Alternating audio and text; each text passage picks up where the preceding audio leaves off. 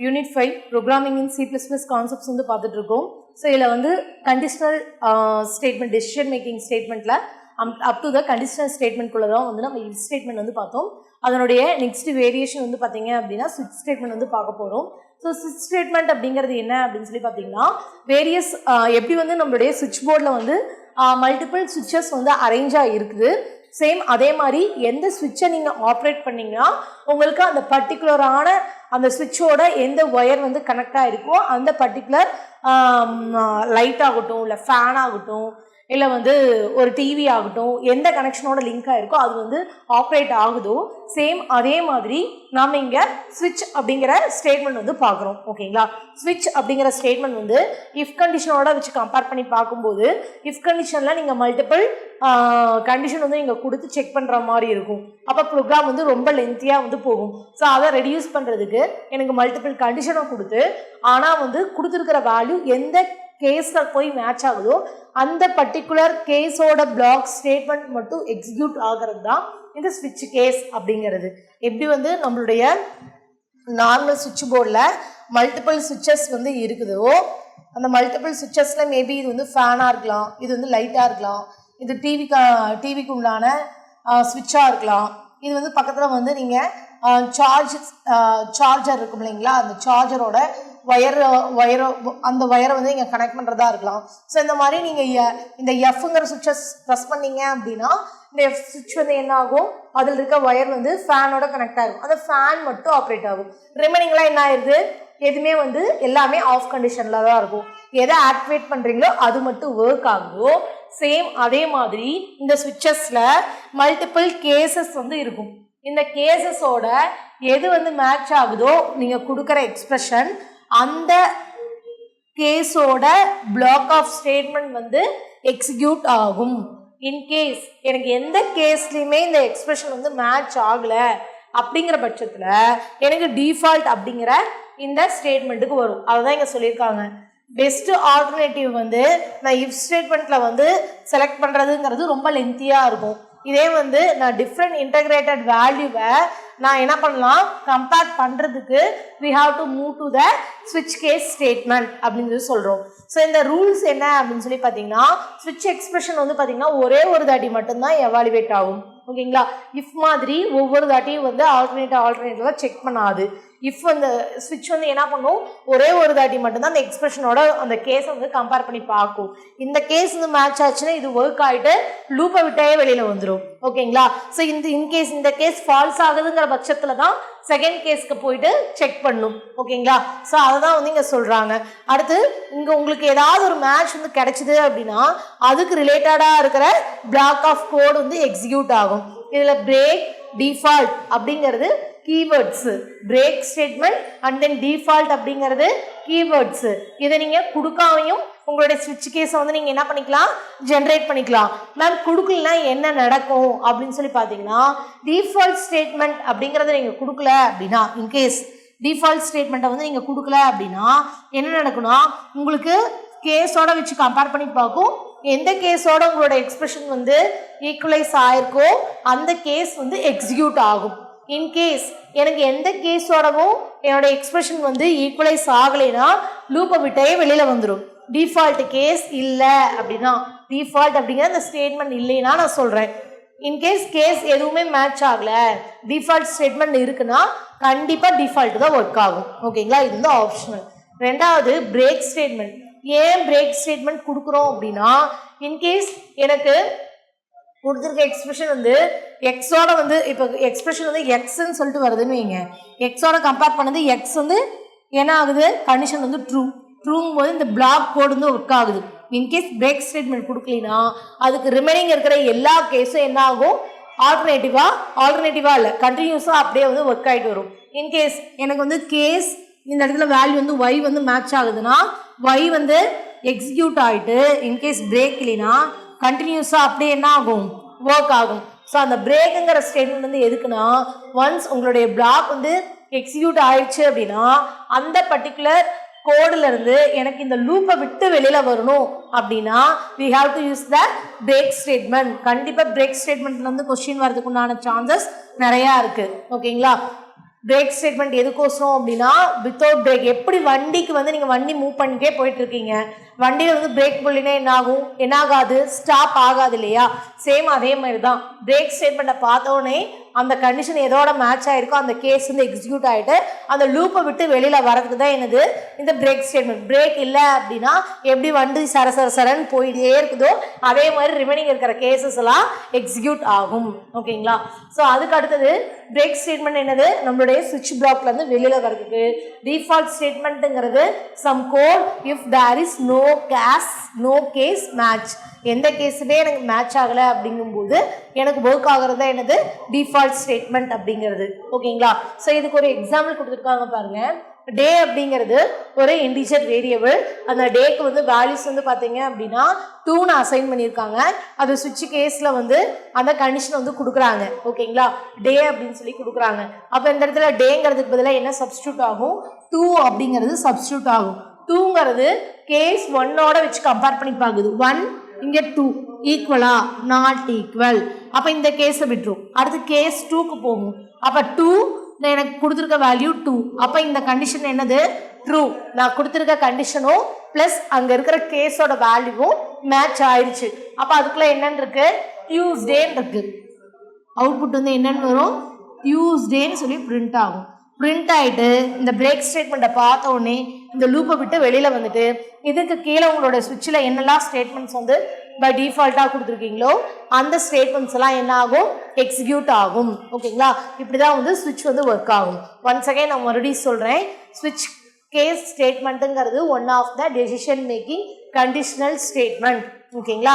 So இதை use பண்ணி நீங்கள் என்ன பண்ணலாம், மல்டிபிள் கேசஸ் இருக்கும். உங்களோட கொடுக்குற கண்டிஷன் வந்து எந்த கேஸோட போய் மேட்ச் ஆகிருக்கோ அந்த பர்டிகுலர் கேஸ் மட்டும் என்ன ஆகும், எவாலுவேட் ஆகும். ரிமைனிங் இருக்கிற கேசஸ் எல்லாம் வந்து பிரேக் ஸ்டேட்மெண்ட்டை பார்த்த உடனே அந்த சுவிட்ச் கேஸ் ஸ்டேட்மெண்ட்டை விட்டு வெளியில் வந்துடும். ஓகேங்களா. ஸோ இன்கேஸ் எனக்கு பிரேக் ஸ்டேட்மெண்ட் நான் கொடுக்கல அப்படின்னா எனக்கு கேஸ் 2ல் அந்த கண்டிஷன் வந்து சாட்டிஸ்ஃபை ஆகுதுன்னா கேஸ் 2 ஒர்க் ஆகிட்டு அடுத்து கேஸ் 3 அப் டு எவ்வளோ number of cases including default statements வரைக்கும் ஒர்க் ஆகும். எப்போ பிரேக் ஸ்டேட்மெண்ட் கொடுக்கலினா. இன்கேஸ் டிஃபால்ட் ஸ்டேட்மெண்ட் கொடுக்கலினா உங்கள் கொடுத்துருக்க கண்டிஷன் எந்த கேஸோட வந்து மேட்ச் ஆகுதோ அந்த பர்டிகுலர் கேஸ் வந்து என்ன ஆகும், ஒர்க் ஆகும். இல்லை எந்த கேஸோடவும் ஒர்க் மேட்ச் இல்லை அப்படின்னா டிஃபால்ட்டாக அந்த லூப்பை விட்டு வெளியில் வந்துடும். ஓகேங்களா. இதுக்குண்டான சின்டாக்ஸ் தான் இங்கே இருக்குது. ஸ்விட்சு, எக்ஸ்பிரஷனு, அதுக்கடுத்து கேஸ் வந்து எக்ஸுங்கிற இடத்துல வந்து பார்த்தீங்கன்னா 1 2 3 நியூமெரிக்கல் யூஸ் பண்ணிக்கலாம். இல்லைன்னா வந்து கேரக்டர்னு சொல்லி பார்க்கும்போது ஏபிசி அப்படிங்கிற மாதிரியான கேரக்டர் வந்து யூஸ் பண்ணிக்கலாம். அதுக்கு வந்து நம்ம அப்ராக்சிமேட் சிம்பிள் வந்து அந்த சிங்கிள் கோட் சிம்பிள் வந்து நம்ம யூஸ் பண்ணுவோம். ஓகேங்களா. ஸோ கேஸோட அந்த நம்பருக்கு பக்கத்துலையோ இல்லை அந்த கேரக்டருக்கு பக்கத்துலையோ எண்டிங்கில் கோலன் தான் இருக்கணும், not ending with a semicolon. ஓகேங்களா. ஸோ இந்த மாதிரி தான் என்னுடைய கேசஸ் வந்து இருக்கும். சுவிட்ச் கேஸ் வந்து இருக்கும். கேஸ் 1 அதனுடைய block of code break, case 2 அதனுடைய block of code break. So இந்த மாதிரி கேஸ் n வரைக்கும் கொடுத்துக்கலாம். அடுத்தது டிஃபால்ட் ஸ்டேட்மெண்ட்டு அதனுடைய பிரேக்கு. ஸோ அதுக்கப்புறம் சுவிட்ச் கேஸ் ஸ்டேட்மெண்ட்டை வந்து நம்ம க்ளோஸ் பண்ணிடுறோம். இதுதான் வந்து என்னது அதனுடைய சின்டாக்ஸ். எக்ஸாம்பிள் வந்து டே அப்படிங்கிற ஒரு இன்டிஜர் வேல்யூக்கு வேல்யூ வந்து 2ன்னு அசைன் பண்ணிக்கிறாங்க. அந்த 2ங்கிறது சுவிட்ச் கேஸ்க்குள்ள எக்ஸ்பிரஷனாக கொடுக்குறாங்க. அந்த வேல்யூஸை அப்படி கொடுக்கும்போது எதோட மேட்ச் ஆகுதுன்னு சொல்லி கம்பேர் பண்ணி பார்க்குறாங்க. கேஸ் 2ல் போய் மேட்ச் ஆகுது. அப்போ அங்கே என்ன ஸ்டேட்மெண்ட் இருக்குது, டியூஸ்டேன்னு இருக்குது, அது வந்து உங்களுக்கு பிரிண்ட் ஆகுது. ஓகேங்களா. இன்கேஸ் வந்து எனக்கு வந்து 21ன்னு சொல்லிட்டு நான் என்னுடைய கேஸோட வேல்யூ வந்து கொடுக்குறேன் அப்படின்னா, அதாவது டேவோட வேல்யூ வந்து கொடுக்குறேன் அப்படின்னா 21 வந்து எங்கே என்ன ஆகாது, எங்கேயுமே மேட்ச் ஆகாது. அப்போ என்னன்னு வரும், நாட் ஸ்பெசிஃபைடு. ஏன்னா கேஸ் 21 எங்கேயுமே இல்லை, கேஸ் 1 2 3 தான் கொடுத்துருக்காங்க. 1 2 3ல் மேட்ச் ஆகாத பட்சத்தில் எங்கே வந்துடும், நம்மளுக்கு டிஃபால்ட் ஸ்டேட்மெண்ட் வந்து ஒர்க் ஆகும். என்னென்னு பிரிண்ட் ஆகும், நாட் ஸ்பெசிஃபைடுன்னு ஒர்க் ஆகும். ஓகேங்களா, புரியுதா? ஸோ இதுதான் வந்து சுவிட்ச் கேஸ் ஸ்டேட்மெண்ட். ஸோ இதோட கண்டினியூஷனாக அன்கண்டிஷனல் டெசிஷன் மேக்கிங் ஸ்டேட்மெண்ட் வந்து பார்க்கலாம். ஓகேங்களா. ஸோ இப்போ பார்க்கக்கூடிய கான்செப்ட் என்ன அப்படின்னு சொல்லி பார்த்தீங்கன்னா, கண்டிஷனல் ஸ்டேட்மெண்ட்டில் 2 வேரியேஷன் பார்த்தோம் பிஃபோர்லே ப்ரீவியஸ் செஷனில்.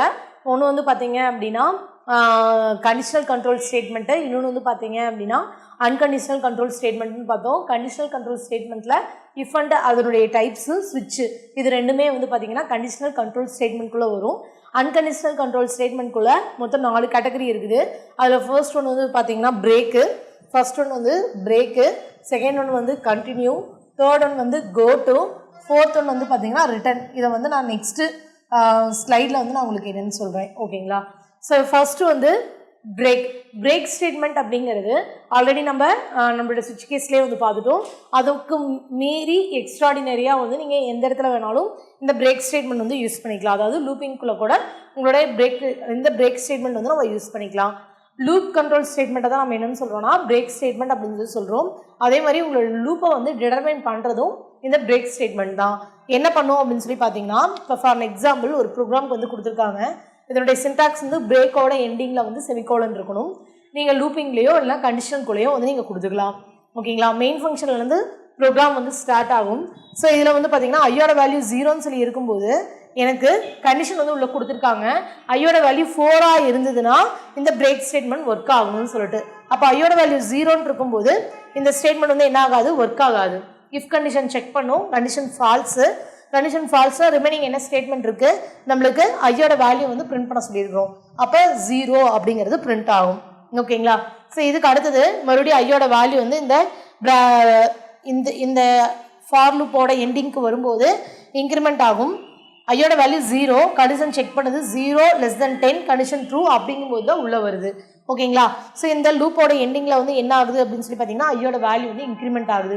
எவ்வளோ இன்க்ரிமெண்ட் ஆகும் அப்படின்னு சொல்லி பார்த்தீங்கன்னா 1 வந்து இன்க்ரிமெண்ட் ஆகும். ஏன்னா I++ அப்படின்னா என்ன மீனிங்னா I = I+1 அப்படின்னு சொல்லிட்டு மீனிங். ஓகேங்களா? ஸோ அப்போ ஐயோட வேல்யூ வந்து என்னென்ன ஆகும் அப்படின்னு சொல்லி பார்த்தீங்கன்னா 1ன்னு சொல்லிட்டு ஆகும். ஸோ அந்த 1 அப்படிங்கிறது இங்கே அப்டேட் ஆகும். அப்டேட் ஆகும்போது 1ஓட வேல்யூ வந்து 10க்கு வச்சு கம்பேர் பண்ணி பார்க்குறோம். கண்டிஷன் ட்ரூ, அதனால் வந்து நம்மளுக்கு 1ங்கிறது பிரிண்ட் ஆகுது. அகைன் மறுபடியும் வந்து ஐயோட வேல்யூ வந்து இன்க்ரிமெண்ட் ஆகும். இன்க்ரிமெண்ட் ஆகும்போது உங்களுக்கு 2ன்னு ஆகும் இல்லையா? ஸோ ஐயோட வேல்யூ இங்கே ப்ளஸ் இந்த ஃபார் லூப்போட எண்டிங்க்கு வரும்போது எனக்கு இன்க்ரிமெண்ட் நடக்கும். ஆல்ரெடி ஐயோட வேல்யூ 1 + 1 எவ்வளோ அப்படின்னு சொல்லி பார்த்தீங்கன்னா 2ங்கிற வேல்யூ வந்து நம்மளுக்கு இனிஷியலைஸ் ஆகி 2 லெஸ் தென் 10, கண்டிஷன் ட்ரூ. மறுபடியும் பிரேக் ஸ்டேட்மெண்ட்டில் இஃப் கண்டிஷனில் செக் பண்ணோம். 2 4க்கு ஈக்குவலாக நோ கிடையாது. அதனால் சிஅவுட் ஸ்டேட்மெண்ட்டை பார்த்தோன்னே 2வை பிரிண்ட் பண்ணிடும். அடுத்து ஐயோட வேல்யூ இன்க்ரிமெண்ட் ஆகுது. ஆல்ரெடி 2, இப்போ வந்து என்னென்ன ஆகும்னா 3ன்னு சொல்லிட்டு இனிஷியலைஸ் ஆகுது. 3ஓட வேல்யூ வந்து 10ஓட வச்சு கம்பேர் பண்ணி பார்க்குறாங்க. Condition true. அப்போ இஃப் கண்டிஷனுக்குள்ளே வருது. அப்போ 3ங்கிறது 4க்கு ஈக்குவலான்னு சொல்லி பார்க்குறோம். நோ கிடையாது. அதனால் சிஅவுட் ஸ்டேட்மெண்ட்டில் ஐயோட வேல்யூ வந்து 3ங்கிறது பிரிண்ட் பண்ணுறோம். பிரிண்ட் பண்ணதுக்கு அப்புறமேட்டு மறுபடியும் ஐயோட வேல்யூ வந்து இன்க்ரிமெண்ட் ஆகுது. என்னென்ன ஆகுது அப்படின்னு சொல்லி பார்த்தீங்கன்னா 4ன்ட்டு ஆகும். ஸோ 4 அப்படின்னு சொல்லிட்டு ஆகும்போது 4ஓட வேல்யூ வந்து 10க்கு லெஸ்ஸராக இருக்கான்னு சொல்லி செக் பண்ணுறோம். Yes, condition true. I++. அப்போ உங்களுக்கு எப்போ I++ ஆகும், லாஸ்ட்டில். அப்போ இப்போ உள்ளே வருது, கண்டிஷனை செக் பண்ணுது. இப்போ 4ன்னு இருக்கும்போது கண்டிஷன் வேல்யூ ட்ரூவான்னு சொல்லி பார்க்குது. எஸ், கண்டிஷன் வந்து ட்ரூ. 4 அப்படிங்கிறது 4க்கு ஈக்குவலாக இருக்குது. அப்போ இஃப் கண்டிஷன் வந்து ட்ரூவாக இருக்கிற பட்சத்தில் அதில் இருக்கிற பிளாக் ஆஃப் ஸ்டேட்மெண்ட் வந்து ஒர்க் ஆகும். என்ன பிளாக் ஆஃப் ஸ்டேட்மெண்ட் வந்து அதில் கொடுத்துருக்கோம், பிரேக் கண்டிஷன் வந்து கொடுத்துருக்கோம். அந்த பிரேக்கை பார்த்த உடனே இந்த பர்டிகுலர் இட்டரேஷனை விட்டுட்டு அடுத்து மறுபடியும் உங்களுக்கு என்ன வந்துடும், இந்த பர்டிகுலர் இட்டரேஷன் வந்து என்ன ஆகாது, ஒர்க் ஆகாது. ஒர்க் ஆகாமல் அந்த ஃபார் லூப்புக்கு வந்துடும். இந்த பிளாக் ஆஃப் ஸ்டேட்மெண்ட்லேருந்து வெளியில் வரும். வெளியில் வரும்போது வந்து பார்த்தீங்கன்னா இந்த லூப்போட இந்த பர்டிகுலர் இட்டரேஷன் வந்து ஒர்க் ஆகாது. ஒர்க் ஆகாமல் உங்களுக்கு என்ன பண்ணும் அப்படின்னு சொல்லி பார்த்தீங்கன்னா ஐயோட வேல்யூவை வந்து மறுபடியும் இன்க்ரிமெண்ட் பண்ணும். ஐயோட வேல்யூ வந்து 5ன்னு சொல்லி இன்க்ரிமெண்ட் ஆகும். 5ஐ வந்து லூப்போட வச்சு கம்பேர் பண்ணி பார்ப்பாங்க. 5ங்கிறது 10ங்கிற வேல்யூவை விட எப்படி இருக்குது, லெஸ்ஸராக தான் இருக்குது. கண்டிஷன் ட்ரூவு.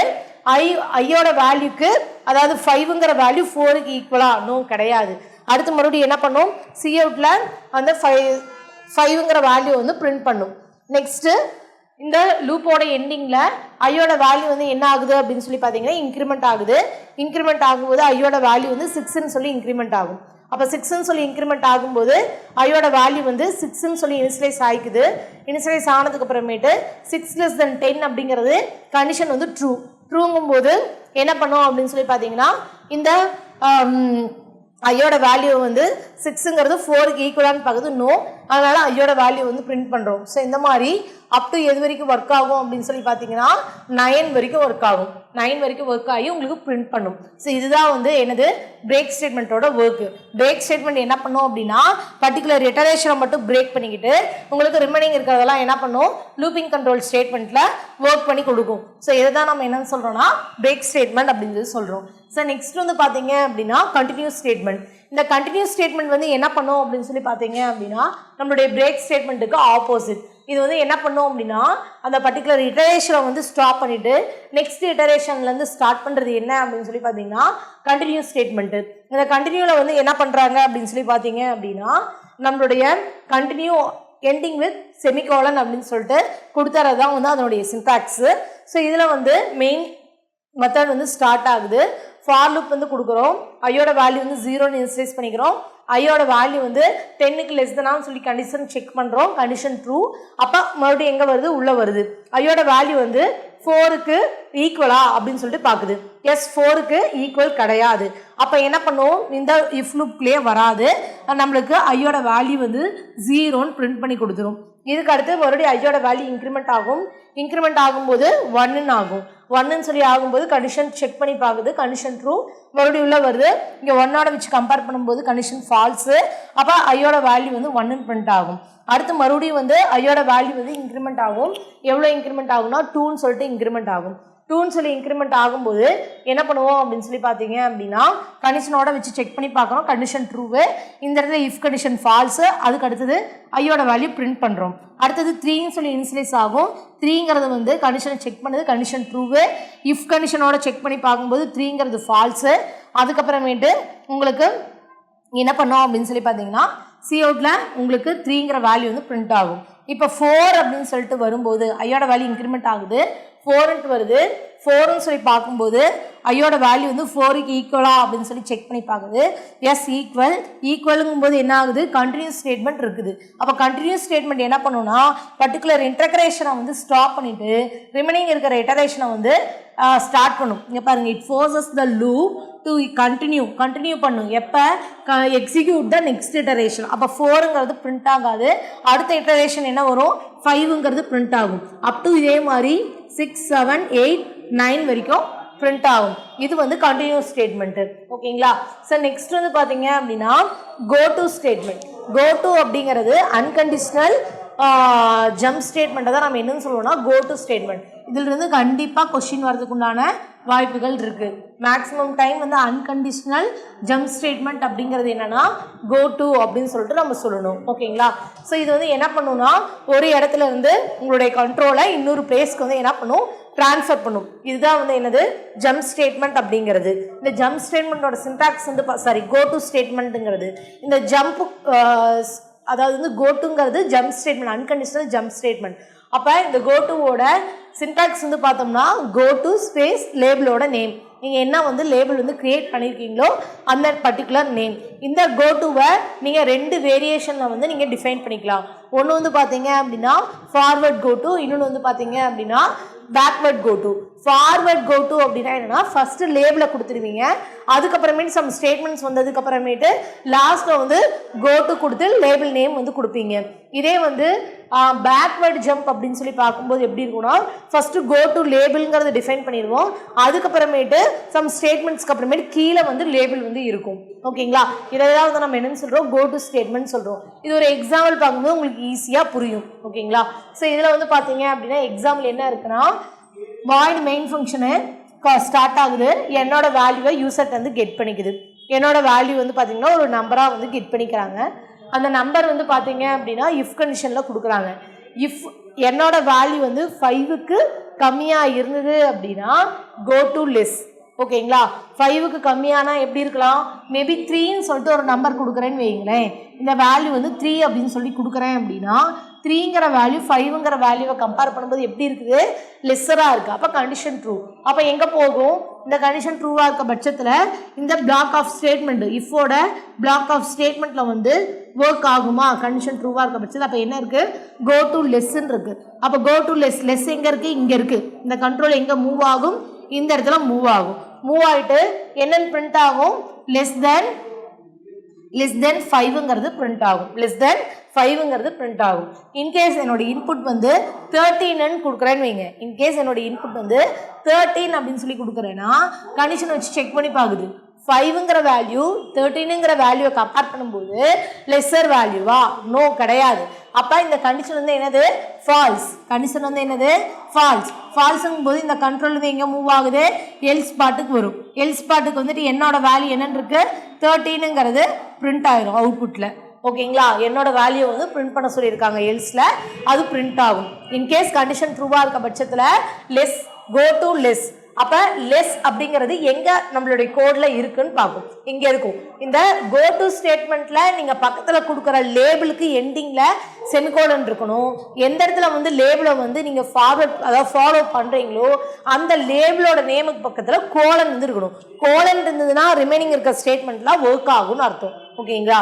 ஸோ அதே வந்து செமிகோலன் இருந்தது அப்படின்னா கண்ட்ரோல் வந்து மூவ் ஆகுதுன்னு அர்த்தம். ஓகேங்களா? இது ஒன்று மட்டும் நீங்கள் நல்லா தெரிஞ்சுக்கோங்க.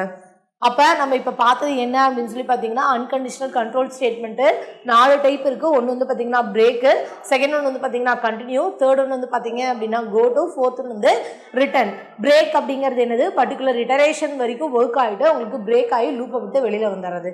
கண்டினியூங்கிறது அந்த பர்டிகுலர் இட்டரேஷன் மட்டும் ஸ்டாப் ஆகிட்டு நெக்ஸ்ட் இட்டரேஷன் வந்து ஸ்டார்ட் ஆகி உங்களுக்கு ஒர்க் ஆகுறது.